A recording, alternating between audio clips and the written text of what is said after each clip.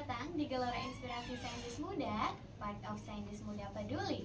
Persembahan dari Kementerian Sosial Budaya dan Politik, Dema Fakultas Sains dan Teknologi UIN Wali Songo, Semarang.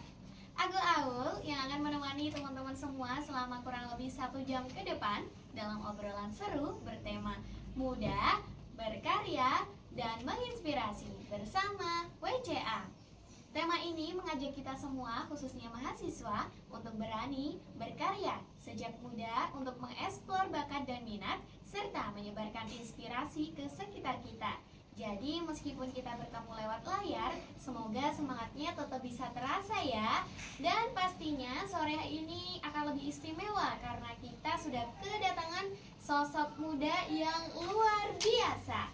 Beliau adalah anggota WCA, Wali Songo Kampus Ambasador, seorang kreator muda yang aktif, penuh ide segar, dan sudah banyak menorehkan karya serta prestasi yang menginspirasi.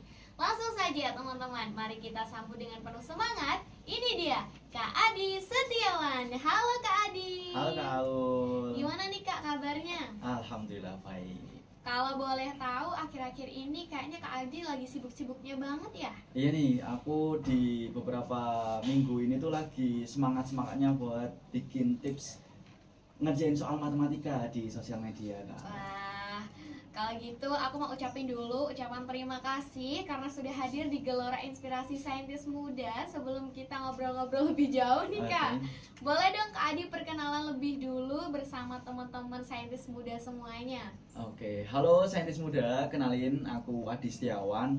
Biasa dipanggil Adi dari Fakultas Sains dan Teknologi. Kebetulan prodiku matematika murni. Bagi kebanyakan orang matematika itu adalah ilmu yang menyeramkan, tapi bagiku justru menyenangkan nih Kak. Aduh, kebalik banget ya Kak ya. Iya memang. Kalau boleh tahu semester berapa nih Kak? Semester 5 nih sekarang. Wah, berarti termasuk mahasiswa ambis ya Kak ya? Iya. Karena kan kalau aku baca ini anggota WCA, kreator muda yang aktif, terus udah banyak menorehkan karya serta prestasi. Yes. Berarti udah aktif banget dong. Amin, amin. Kalau ngomongin soal WCA nih Kak, gimana perjalanan Kak Adi bisa daftar di WCA? Oke, ini menarik sekali ya, karena dulu pas awal pertama kali daftar ini karena saya tuh dulu masih menjadi mahasiswa baru di tahun 2024-an itu. Awalnya sih sempat minder ya, karena mahasiswa baru yang masih belum tahu, newbie, belum tahu apa-apa. Terus lihat para saingannya, para peserta lain tuh kayak mahasiswa-mahasiswa yang udah lama, yang udah punya prestasi yang banyak, yang udah lebih berpengalaman lah intinya. Jadi aku awalnya sih minder, kayak daftar nggak ya. Terus akhirnya aku menetapkan diri untuk memantapkan, ya udahlah daftar, dicoba. Kalau kita nggak mencoba kita nggak akan tahu kan. Ya udah akhirnya dicoba aja deh. Siapa tahu memang rezekinya gitu. Karena aku juga kebetulan nih, alhamdulillah aku juga penerima beasiswa di UIN Wali Songo Semarang, dan sebagai penerima beasiswa aku juga harus bisa memberikan kontribusi kembali ke UIN Wali Songo, bisa mengabdi lah ke UIN, dan itu salah satunya lewat menjadi Wali Songo Kampus Ambasador atau WCA gitu. Berarti perjalanannya tuh sangat berarti, sangat ya gimana ya, mulai dari awal masuk terus udah mulai langsung nyoba, nggak ente lagi gitu ya kalau kata anak-anak first try sekarang, langsung.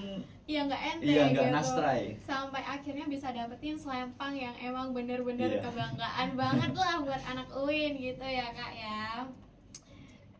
Ada ini nggak Kak tantangannya atau apa ya, kayak sebuah yang apa ya, kalau kata kita tuh beratin gitu sebelum daftar di WCA gitu? Oke, kalau aku dulu sempat mau mengurungkan diri mendaftar itu karena adalah salah satu temanku yang ngomong kalau jadi ambasador itu harus good looking, harus putih, glowing, tinggi gitu misalnya. Aku langsung minder dong. Aduh, aku kayaknya nggak bakal masuk nih kalau kata temanku kayak gitu misalnya. Terus aku kayaknya juga pernah dengar salah satu pembina Wali Songo Kampus Ambasador itu, Pak Widi, bilang bahwa menjadi WCA itu yang dicari bukan hanya good lookingnya aja, bukan putih, tinggi dan lain sebagainya, tapi orang yang mau mengabdi untuk UIN, orang yang mau benar-benar berkontribusi bagi UIN. Jadi akhirnya aku ya udah, karena aku memantapkan diri akhirnya daftar. Dan dari proses seleksinya pun ketemu sama teman-teman yang aku tahu, wah ini orang-orang keren ternyata, ini orang yang udah punya prestasi yang banyak. Aku stalking juga sih sama peserta-peserta lain, kayak wah orang ini udah kayak gini, udah kayak gini. Riset lah kan Iya, kita. riset peserta lain lah ya.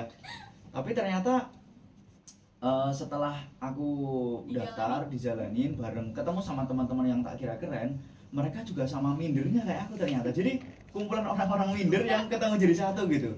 Tapi akhirnya justru rasa minder itulah yang membuat aku tuh jadi semangat untuk bisa improve lagi, ketemu sama teman-teman yang keren, ketemu sama peserta-peserta yang juga punya konsen di bidangnya masing-masing, karena nggak semua itu harus di satu bidang. Misalnya pintar di akademis atau pintar di public speaking misalnya, itu juga punya konsennya masing-masing. Dan dalam prosesnya itu menurutku dibanding selempang ini lebih berharga prosesnya justru Kak.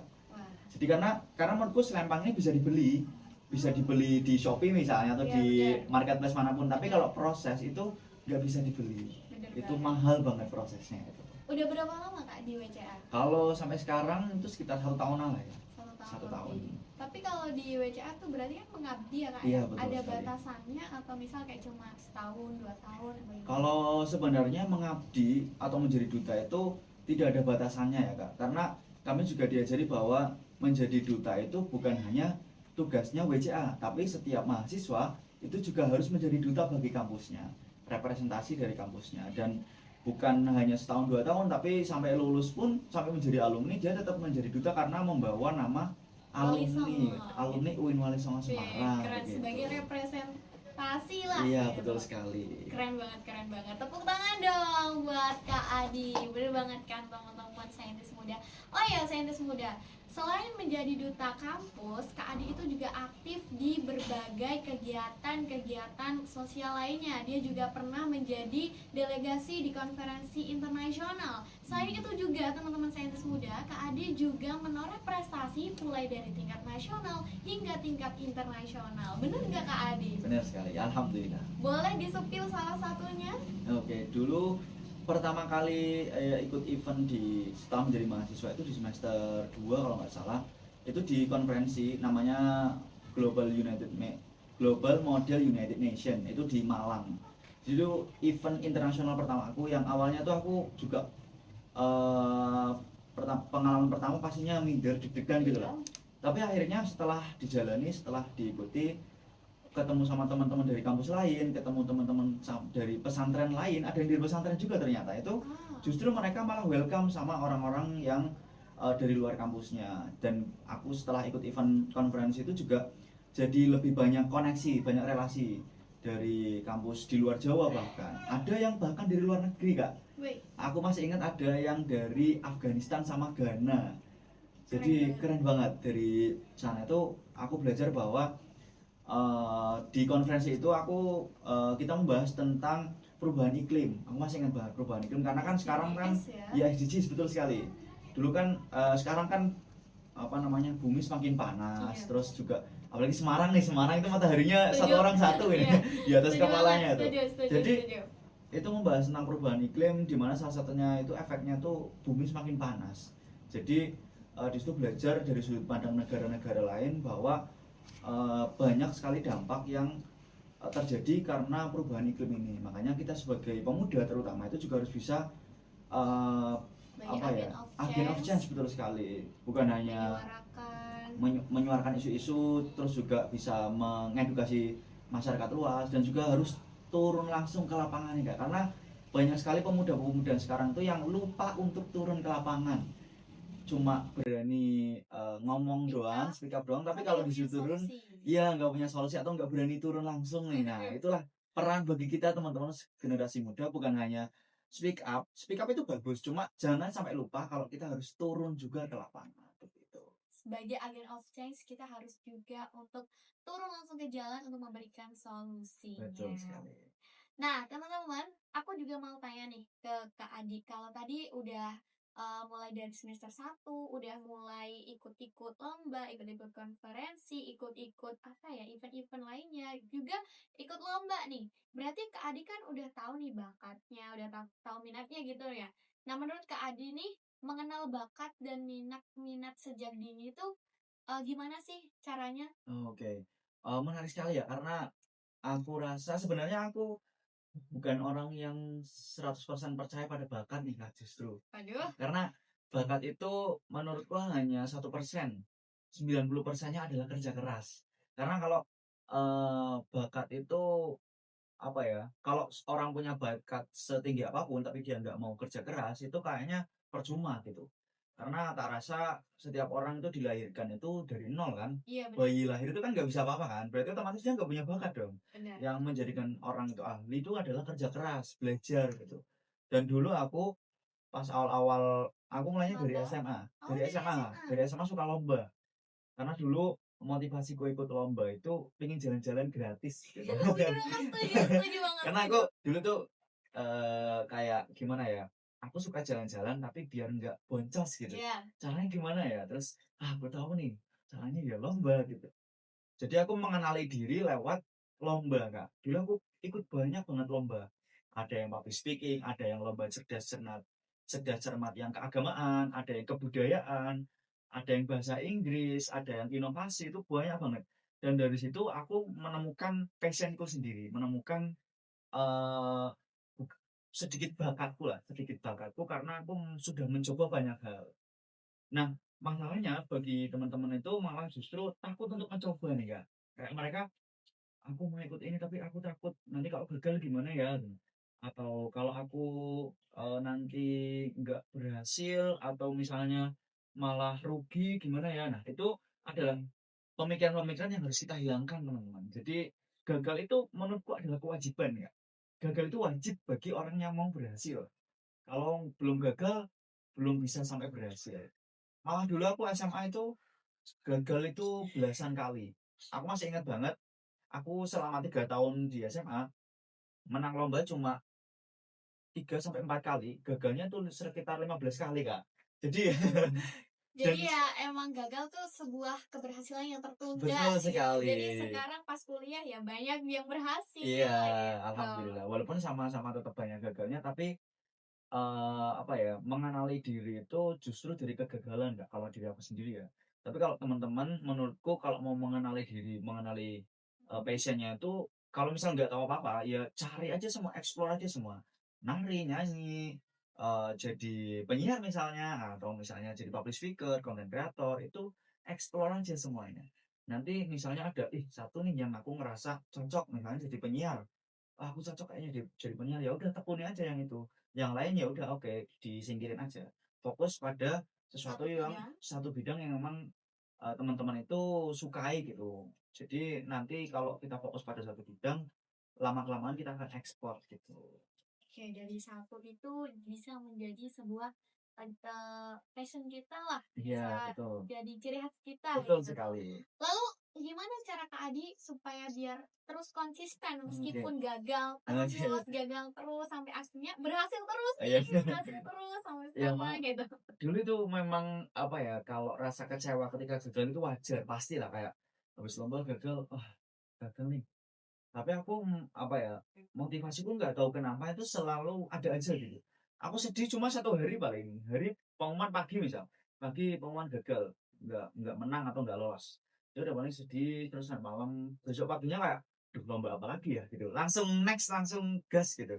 Karena ya mungkin motivasiku yang pengen selalu, apa ya, pengen selalu Untuk mencoba. mencoba mencoba kalau aku belum dapetin, kayak belum menang tuh kayak ada yang kurang gitu. Aku bakal terus kejar, terus coba sampai bisa berhasil. Walaupun nanti hasil akhirnya gimana pun aku nggak peduli hasil akhir, yang penting selama ini prosesku tetap bisa bermanfaat bagi diriku sendiri gitu. Dan dulu, memang motivasiku tuh agak sedikit nyeleneh itu tadi karena aku suka jalan-jalan. Jadi dari dulu kenapa aku gagal, terus tetap tetap nyoba lagi karena aku pengen jalan-jalan lagi gitu. Jadi memang jalan-jalan ini adalah motivasi terbesarku. Kalau menurutku, aku menang dapat piala misalnya itu bonus. Paling utama adalah jalan-jalannya gitu. Karena Dapat reward-nya. betul sekali. Dapat jalan-jalan terus ketemu orang-orang baru, ketemu teman-teman baru. Pastinya kan kalau lomba ketemu peserta lain yang juga keren-keren nih. Dan itu jadi peluangku untuk bisa jalin koneksi sama teman-teman yang dari luar sekolah ataupun dari luar kampus. Networking betul sekali. Networking is key for now, guys. Iya, betul sekali. Lalu untuk menurut Kak Adi nih, kan banyak ya mahasiswa yang masih ragu untuk mulai mencoba, untuk mulai melangkah gitu. Nah, menurut Kak Adi sendiri, apa yang membuat kita itu sulit untuk berani mencoba hal-hal baru? Oh, oke, menarik nih. Karena aku juga merasakan sendiri, Kak. Aku Apa nih sulit contohnya? mencoba untuk membuat konten di media sosial itu sulit banget dulu. Dan aku juga merasakan sendiri sebenarnya yang membuat sulit adalah rasa ketakutan kita kalau diomongin orang lain. Kayak misalnya aku mau bikin konten tentang matematika tuh, aduh nanti kalau diomongin orang gimana ya? Aduh kalau nanti kontenku nggak FYP gimana ya? Aduh nanti kalau aku diejek gimana ya? Nah itu pikiran-pikiran itulah yang membuat kita akhirnya nggak jalan-jalan. Selalu memikirkan pikiran orang lain. Dan menariknya aku punya prinsip dari SMA dulu aku sempat megang kata-katanya tuh di Corbuzier, ada 7 kata yang harus dimiliki kalau orang mau benar-benar belajar. I don't care what will people say. Aku nggak peduli orang mau ngomong apa gitu. Bodoh amat. Kalau orang mau ngomongin, "Ih, kamu alay," atau "Kamu Alay. sok-sokan jadi content creator," gitu. Dulu awalnya kayak, iya sih malu, tapi akhirnya, wah itu I don't care what will people say, bodoh amat. Karena selama kita nggak merugikan orang lain, kenapa kita harus malu gitu. Kecuali kalau kita maling misalnya, nah itu malu harus malu. Kan tujuan kita juga baik, mau bermanfaat bagi orang lain kan. Jadi menurutku apa ya, harus diperbaiki pola pikirnya nih teman-teman bahwa selama Iya, kita teman-teman. selama kita nggak mencuri, nggak melakukan perbuatan jahat, kenapa kita harus malu? Kalau tujuan kita mau menginspirasi, mau berbagi ilmu, ya lakuin aja, kenapa harus malu? Gitu. Dan sekarang juga aku masih proses untuk terus bisa belajar untuk tidak malu. Gitu. Berarti bodoh amat dan mencoba itu adalah kunci untuk sebuah keberhasilan. Betul sekali. Bodoh amat ya, it's okay what do you say. Aku nggak peduli, yang penting impact-nya buat aku sendiri dan juga untuk orang lain. Betul. Nggak semuanya itu harus didengerin ya. Iya. Terkadang orang terdekat itu malah nggak support Nah, kita, itulah. tetapi orang lain yang nggak Orang kita lain. kenal malah selalu mensupport Iya. kita. Salah satunya dengan terus mencoba dan jangan takut gagal, itu yang Kak Adi terapkan Betul. sampai bisa mendapatkan hasil yang luar biasa, mulai dari duta WCA, kemudian meraih prestasi internasional bahkan hingga nasional, dan jangan lupa juga pernah menjadi apa ya? Delegasi di konferensi internasional mulai dari maba. Jadi buat adik-adik maba nih, jangan takut untuk memulai menggali prestasinya mulai dari maba. Karena apa? Ya habisin kuota kegagalan Betul kalian di sekali. masa Mumpung muda masih kalian. muda. Iya bener Kak Adi. Gak terasa juga ya Kak Adi, kita udah ngobrol dari A sampai Z, dari tips and trick dan juga apa sih WCA dan lain sebagainya, dan tips and trick untuk terus menjadi mahasiswa berprestasi. Oke Kak Adi, nggak lupa sama tagline kita sebelum kita closing ya. Oke, Oke. bareng-bareng kita muda, berkarya, menginspirasi. Oke, 1, 2, 3. Muda, berkarya, menginspirasi. Oke, sampai jumpa di podcast selanjutnya, Sobat Saintis Muda. Bye-bye.